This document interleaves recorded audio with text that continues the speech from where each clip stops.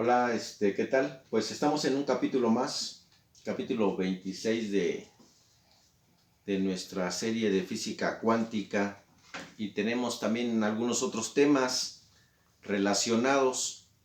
Hoy vamos a hablar de las leyes de la termodinámica.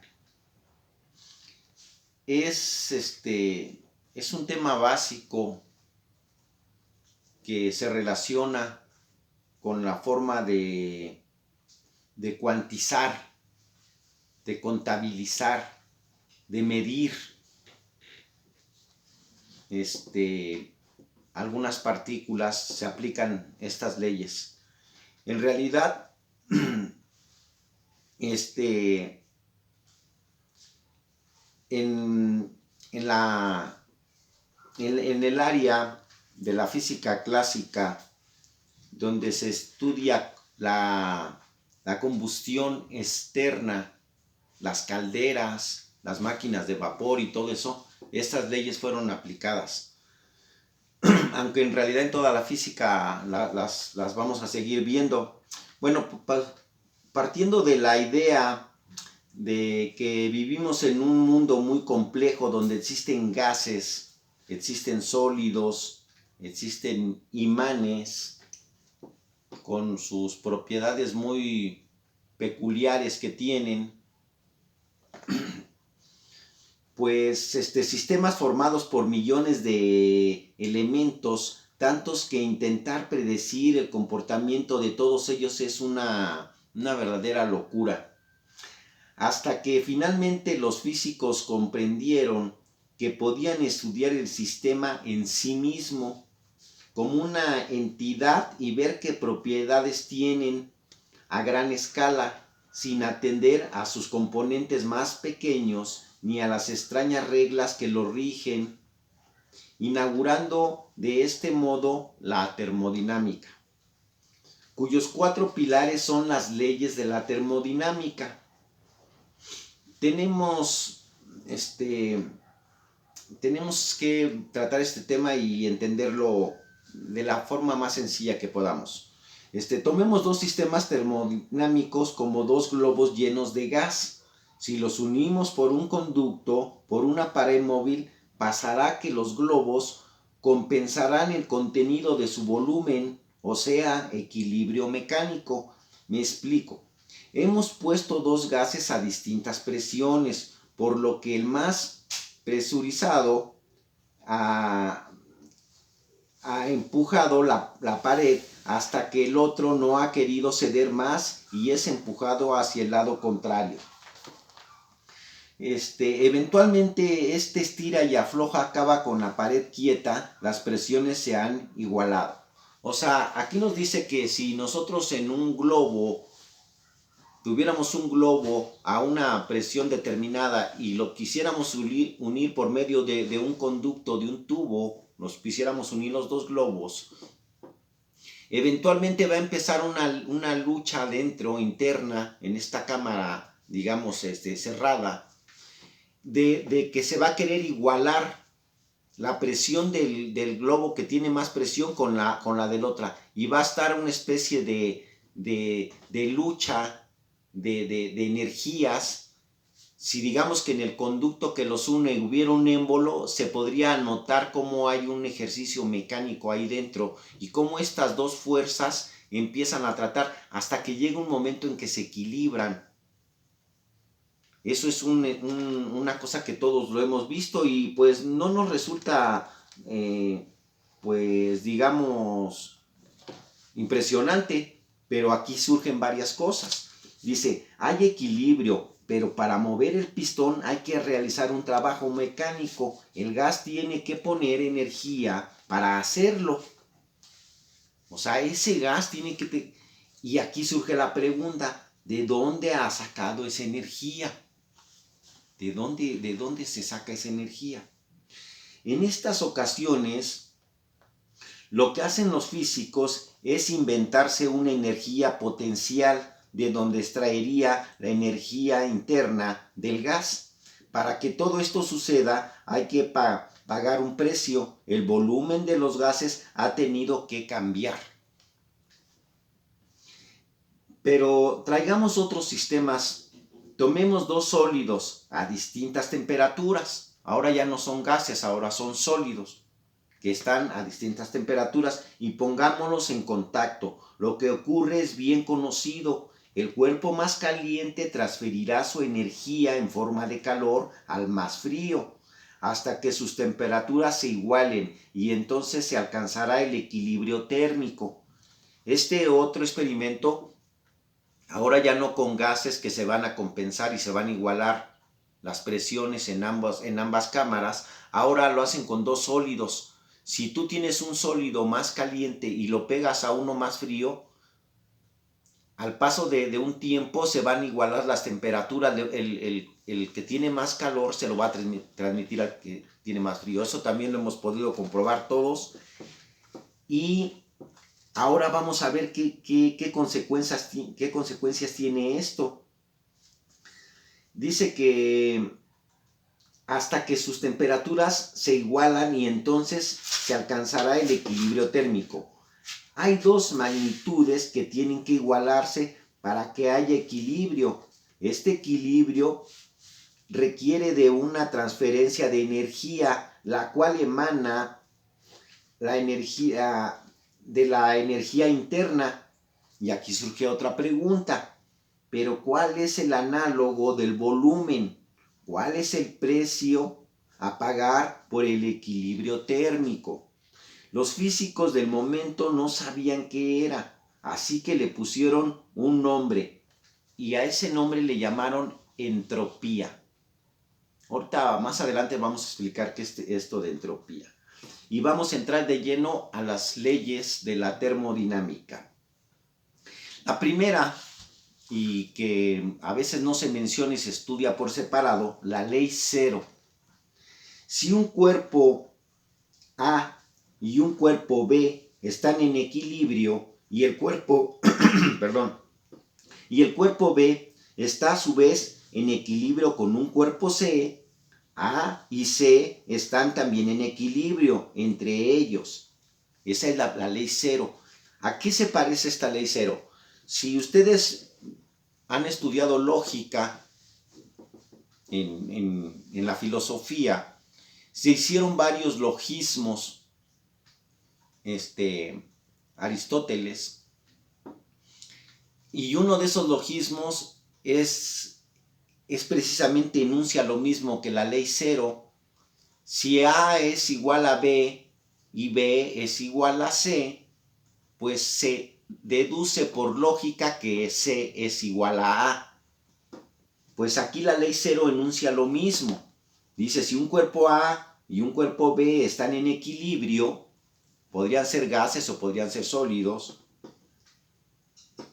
El cuerpo B está a su vez en el equilibrio con el cuerpo C y A y C están en equilibrio. Entonces, como comparamos con un logismo, pues no tenemos ningún problema, pero esta ley cero es importante que la tengamos presente. O sea, si nosotros tenemos el equilibrio A y B y deducimos que B es igual a C, ya no tenemos que repetir el experimento. Se deduce que A y C están en equilibrio también. Por eso es importante traer ese logismo y aplicarlo a la ley cero de las leyes de la termodinámica. Ahora vamos con la primera ley de la termodinámica, la más famosa, por cierto. Dice, la energía se conserva, no puede sacarla de la nada. Esto lo hemos oído de otra forma. La energía no se crea ni se destruye, solo se transforma. Así es como todos la recordamos en la escuela. Pues es la primera ley de la termodinámica. Si quieres que un gas se expanda para subir un pistón, esta energía debe o bien tomarse de la energía interna del gas, lo que reducirá su temperatura, o bien introducir un gas en forma de calor, o sea, calentarse.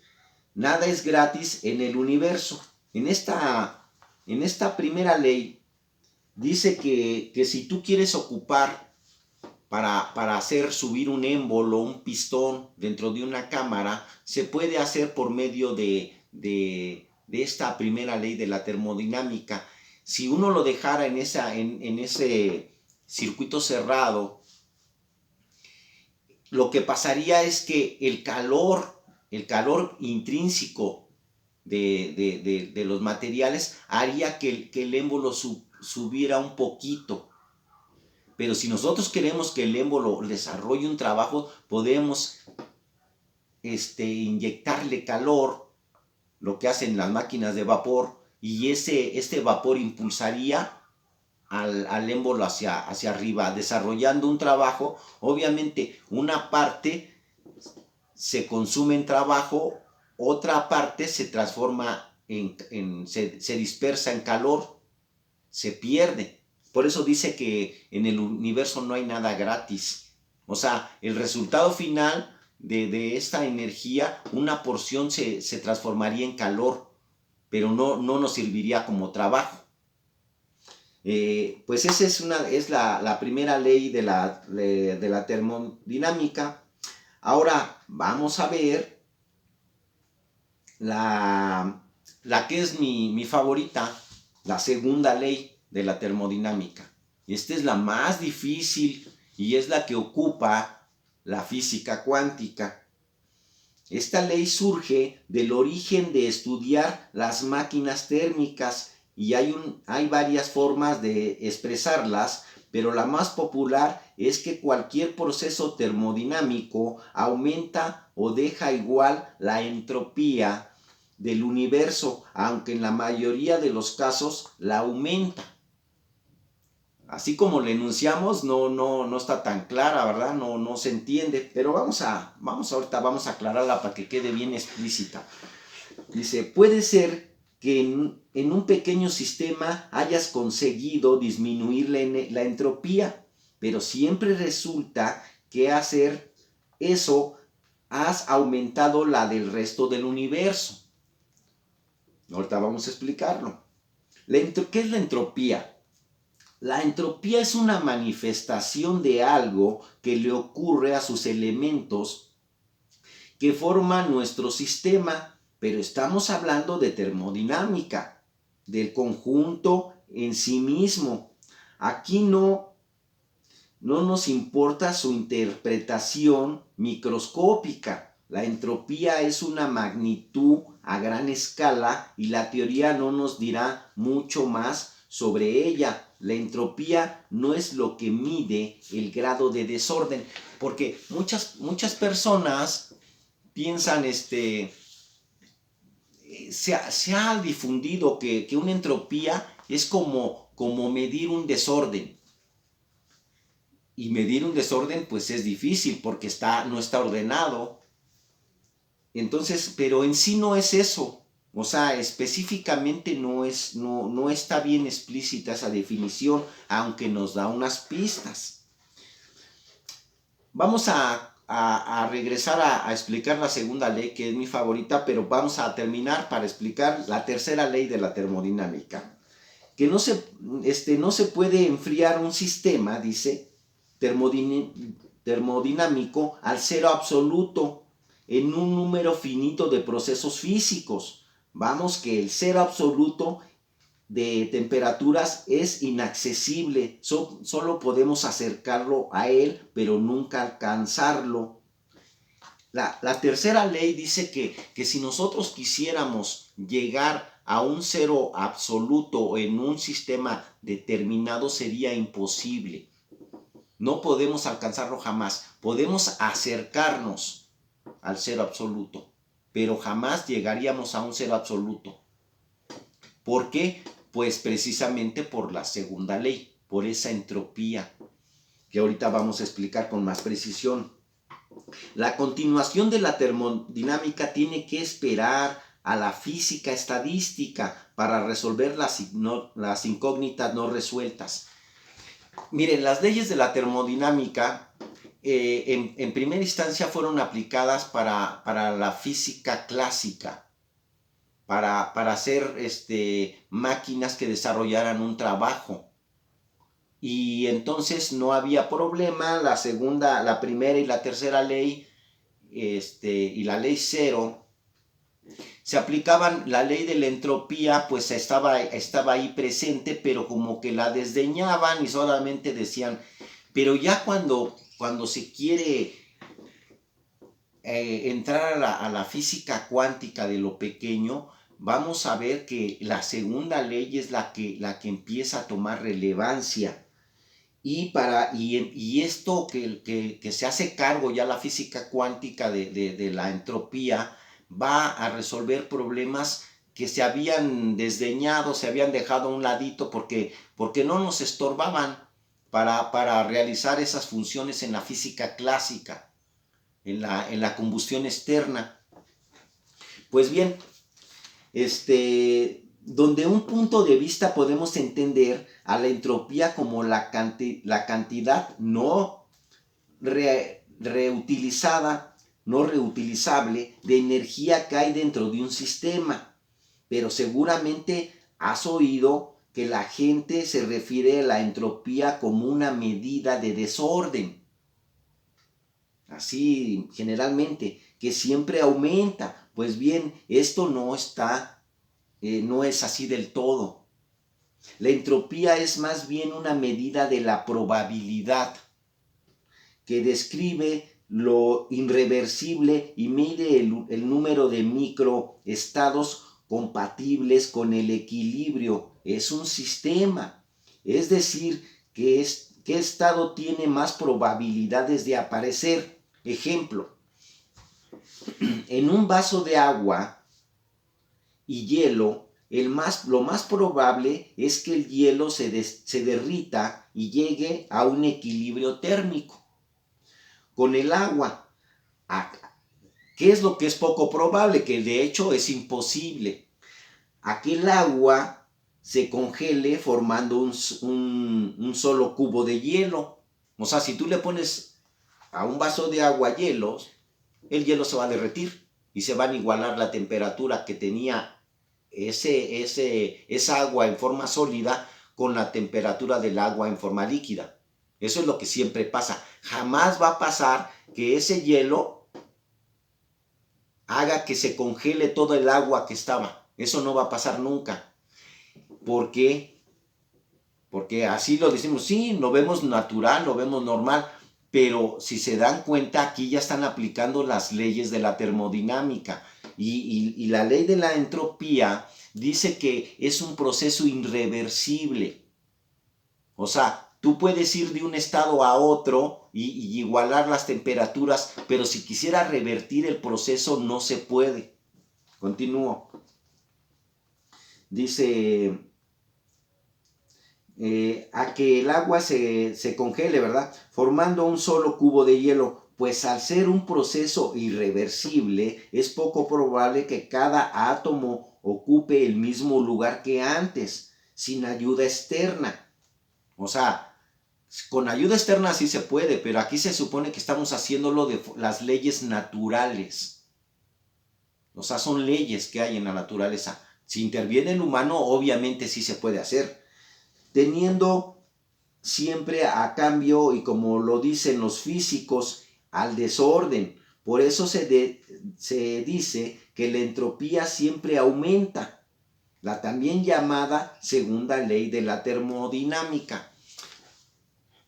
Si nosotros tuviéramos una caja de cartón, por decir así, y yo la aplasto, yo sí puedo hacer ese proceso. Lo que no puedo hacer es revertirlo.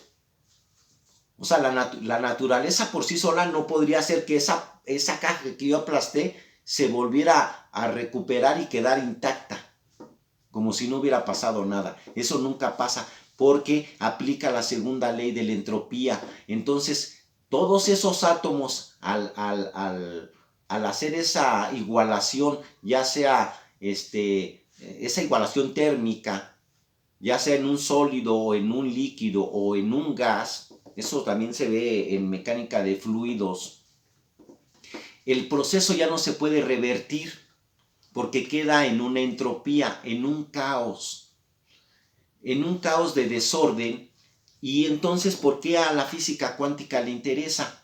Porque para poder medir ese desorden, la física cuántica ya quedamos que hace una especie de espectroscopía donde toma fotos con instrumentos de mucha precisión de una coalición, de un evento, de un choque de dos hadrones, y le toma fotos y ve dónde se van acumulando ese desorden que formamos en la coalición y dónde se tienden a posicionar esos electrones en qué manchas aparece más saturación, y entonces se va haciendo una estadística.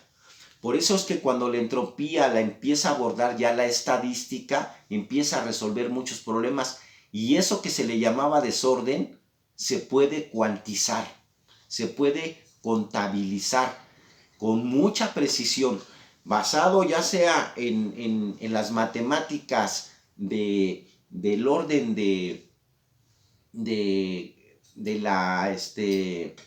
las ecuaciones diferenciales, o también se puede hacer con las matemáticas matriciales, las matrices, las que hizo Heisenberg, esa especie de matemáticas fraccionarias que se desdeñaban al principio hasta que llegó el spin.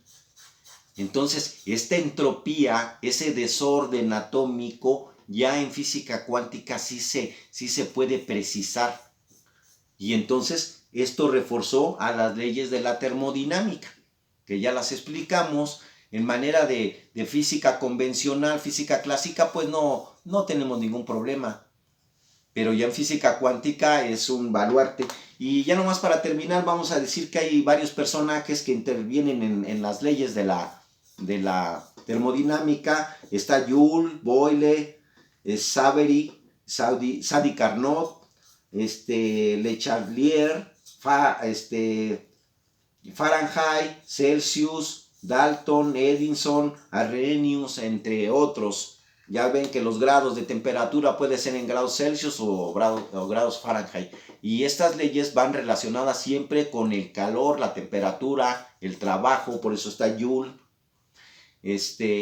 Y cómo hacer servir la temperatura para hacer las máquinas de vapor, para producir un trabajo y que nos sirvan. Y ahora en física cuántica, para poder medir esa entropía. Pues espero les haya gustado este capítulo de termodinámica y nos vemos en el siguiente. Gracias.